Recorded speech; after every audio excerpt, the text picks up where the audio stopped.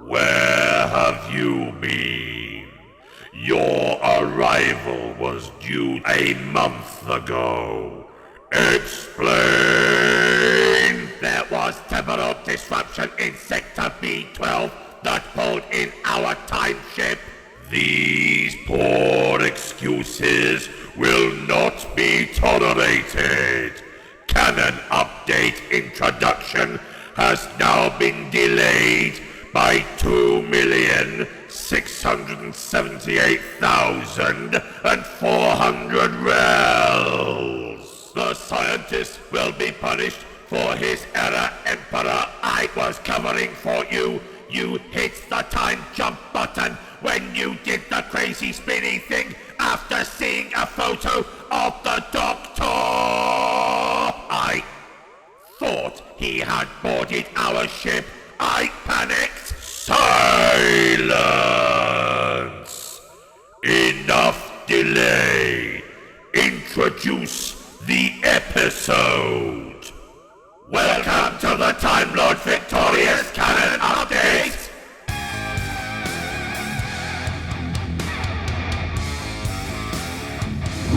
Hi, I'm Phil, and this is the series where we break down the last week's releases in the Doctor Who multi-platform event Time Lord Victorious. What we learnt, how it all ties together with all the other releases, basically so that if you're not getting every single release in the whole event, you can still get an idea of how it ties together. This week, they finally arrived, only like a month after they were meant to, and still never heard a peep from Eaglemoss about why they were delayed. But hey, at least they're here, so we'll be covering the short story that comes in the booklet and all the other information that comes in the booklet that came along with this. Also, we've got the Minds of Magnox, which is the BBC audio release featuring the 10th Doctor and Brian the Ood as they travel to Magnox to seek the answer to a question that the 10th Doctor has. This audio is special because it introduces another one of the Doctors into the Time Lord Victorious event, so stay tuned to find out who that was. It's a Doctor that has yet to appear in the event, and it's not the 4th Doctor, who we know is coming next week in an audio. But first, let's talk about the Dalek animated series and this week's episode. This week's episode of the Dalek animated series was called The Deadly Ally. It picks up immediately after last episode's cliffhanger. The entity has arrived at the Mechanoids planet, forcing the Mechanoids to agree to work with the Daleks to defeat it. The entity actually possesses one of the Mechanoids and makes demands that the Mechanoids give up the remaining Daleks, which is only the Emperor and the Strategist at this point. The Mechanoids manage to isolate the energy frequency of the entity in order to send a small part of it back through a portal to its own dimension. But it is just a teeny tiny bit of it. They do not yet, at this point in the episode, they do not have the capabilities to send the whole thing back. As I alluded to a second ago, it is confirmed by the Emperor that him and the Strategist are, as far as they're concerned at least, the last two remaining Daleks in existence. So presumably we're going to need to see them build back up in the rest of this series. Because, I don't even think we're halfway through the Daleks animated series yet, and a Dalek animated series with just 2 Daleks isn't much of a Dalek animated series. But also because we know, because in Defender of the Daleks, the Titan comic Time Lord Victorious tie-in, which is set after this from the Daleks' perspective, the Daleks, there's quite a lot of them on Skaro. So they need to at least build up to have that many Daleks again. The Mechanoid Queen, as I have been told in my comments that she is called, not a Emperor, apparently, decides to give up the Emperor Dalek, and the Emperor is almost killed, but is saved at the last moment by the Dalek Strategist and the Mechanoid Scientist by them turning their orbital array into a beam projector and sending the whole entity back to its own dimension. The Mechanoids let the 2 remaining Daleks, the Emperor and the Strategist, go at the end, saying though that they will be coming for them. Little bit odd. I mean, if you're going to plan on going for them and killing them anyway, why not kill them just there? Little bit of an odd decision, that. Bit weird. Pretty sure it's going to come back to bite them on the arse. Wait, which bit of a Mechanoid is its arse? Into the Unknown is next, a short story which came with the second Dalek figurine collection, the one with the Dalek Scientist and Dalek Time Commander. This short story takes place once the Dalek Time Squad are in the Dark Times, and also after the 8th Doctor has taken his leave from them. Because as we know from The Enemy of My Enemy, the Daleks and the Eighth Doctor team up to get back to the Dark Times. So we know that there are going to be some Eighth Doctor stories that take place before this that have yet to come out. Specifically, at least part of All Flesh is Grass must, because that ended on a the last book ended on a cliffhanger with the Eighth Doctor showing up on a Dalek time ship. And it's possible the other two Big Finish adventures starring the Eighth Doctor might also take place before this, or possibly some of them afterwards. We'll have to wait and see on that. I'll let you know once I've listened to them. The Daleks have been collecting species in the Dark Times to experiment on. We've seen this before in episode 2 of the Tales of the Dark Times mini-comics within the Comic Creator app. That time they were rounding up some Velocians. This time, it's Felonians. Felonians are a telepathic species whose whole race will feel the suffering of each individual member that the Daleks are experimenting on. The Daleks hope to use these experiments to uncover knowledge to enhance the Dalek race with. We find out that the Eighth Doctor left the Dalek timeship in disgust at a Dalek backup plan. Possibly this is something we'll see in one of the forthcoming audios, or even in the book. But for some unknown reason, he left his TARDIS behind on the ship. We'll get to find out a little bit about Dalek hierarchy protocol in this story. If a Dalek commander fails in its mission, for instance, it is often a Dalek executioner which will dispatch it for its failure. The Dalek commander of this ship assumes that that will be his fate after their initial failure in the Dark Times, but a recorded message by the Emperor instead gives them a new mission. The Emperor orders them to take advantage of the Dark Times and travel back to a Gallifrey before the Time Lords evolved, and make sure that they don't. As usual, the articles within the booklet, as well as the short story, also threw up some exciting information. We discover, for instance, that the entity we've been seeing in the Dalek animated series, the one that all but wiped out the Daleks before it was defeated, was actually a servant of the Hon species, a Dark Times race that we've already seen in the Titan Comics tie-in Defender of the Daleks. That story, Defender of the Daleks, comes later in the Daleks timeline, so at some point the Hon decide, after they've defeated their entity, that they will come and take on the Daleks directly. We also learn a bit more about the genetic experiments on other races that the Daleks are conducting, and that they're in part to devise the ultimate protection against death. This ends up, according to the article, being a symbiont that will combine the great vampire cellular information with Dalek DNA. Now, we only have 2 more stories to be released this could realistically be featured in: Mutually Assured Destruction from Big Finish, or Exit Strategy, the final Dalek short story that comes with the next set of figures. But perhaps one of the biggest revelations in the book is about the Dalek strategist, because we find out that he has realised that the very existence of the Dalek Restoration Empire might be due to the time anomalies that the Emperor was sending them to correct. He doesn't tell anyone of this though, even the Emperor. Finally this week we have the Minds of Magnox from BBC Audio, which sees the 10th Doctor, accompanied by Brian the Ood assassin, arrive on the planet Magnox, seeking answers to a question. We learn quite a bit of interesting stuff from this story. Magnox itself was a mythical planet that held all the known knowledge of the universe, a world where information was currency. It was briefly mentioned in the Gallifreyan archives, but no one knew how or why it faded. But of course, by the end of the story, we the audience will. Magnox is described as looking like, well, a mashup between Venice and Milton Keynes. Lots of canals, and I'm presuming concrete. Every native Magnoxian had a differently shaped skull structure, as their brains have grown to different sizes and shapes with the knowledge that they've gained. Now, the Minds of Magnox, so the title, reside in the domed building called the Chronicon. These are the leaders of Magnox. There are 5 of them, and I think it's safe to say they're a little bit corrupt with power. The power has gone to their head. As they say at one point, we are the law. I am the law! The answer to the Doctor's question is categorised as Category 2, and therefore not stored on any physical or digital media. It only resides in the heads of the Minds of Magnox. Brian and the Doctor are said to have seen the universe descend into chaos by this point.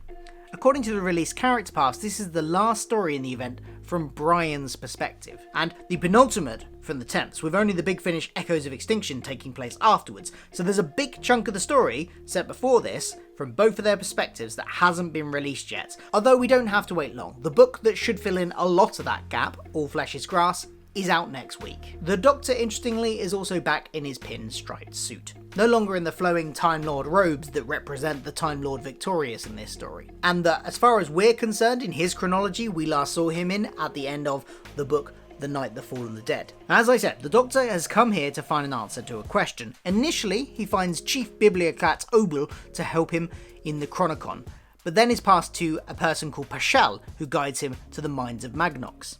That question that he wants answered is, was he right to set the Keturah on the path to their own destruction? However, the Minds refuse to answer, saying that he has to find out the long way round. The Doctor still has his upgraded sonic screwdriver that we've already glimpsed in the Edge of Time VR game, and that will probably be introduced properly in the upcoming book. Almost as soon as they arrive on Magnox, Brian goes off on his own and meets a local who wants to use him for a job. Brian, being a bit bored, goes along with it. That job is to remove the Minds of Magnox from power.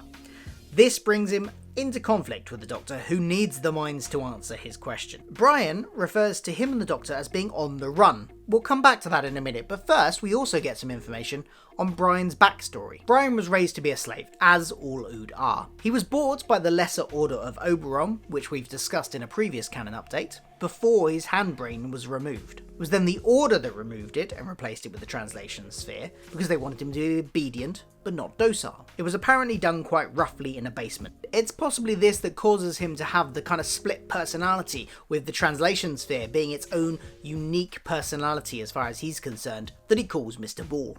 The Order, we're told, treated him no better than an animal, except for someone called Merrick, who was the only one of the Order that appreciated Brian's talents. So Brian killed him first, and quickly, to save him from suffering. He did not grant the same privilege to the rest, which he made suffer a lot. It kind of implies that Brian completely wiped out the Order of Oberon. The Keturah turn up on Magnox while the Doctor and Brian in there, which does at least tell us this is in the Dark Times, because I spent the first half of this story kind of wondering, are they still in the Dark Times?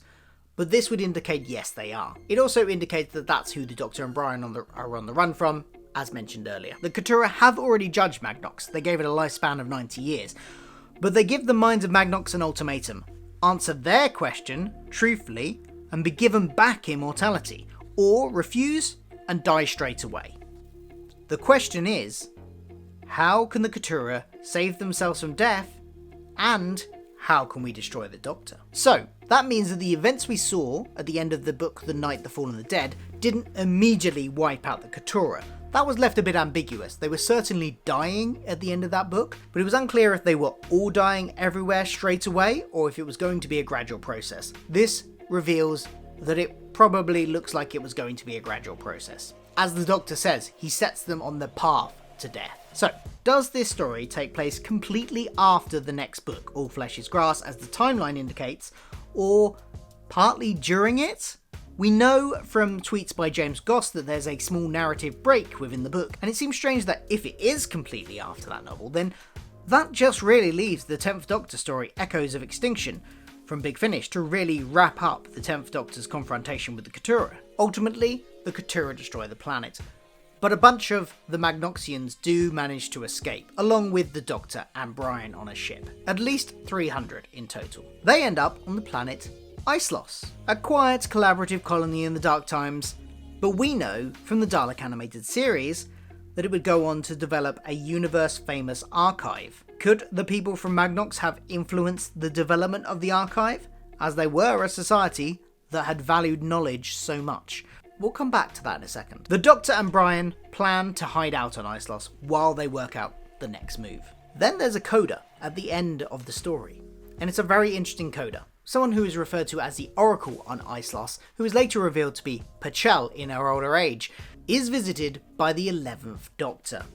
Floppy hair, purple coat, braces and a bow tie. He knows about Tren's law, so this is right at the end of his life and he knows it's coming to an end. This makes him the 7th Doctor to appear in Time Lord Victorious. Just to recap them all, we've got the main three obviously that appear throughout the event, the 8th, the 9th and the 10th. Then we had the 4th Doctor is appearing next month in a Big Finish audio drama, Genetics of the Daleks, to tie into it.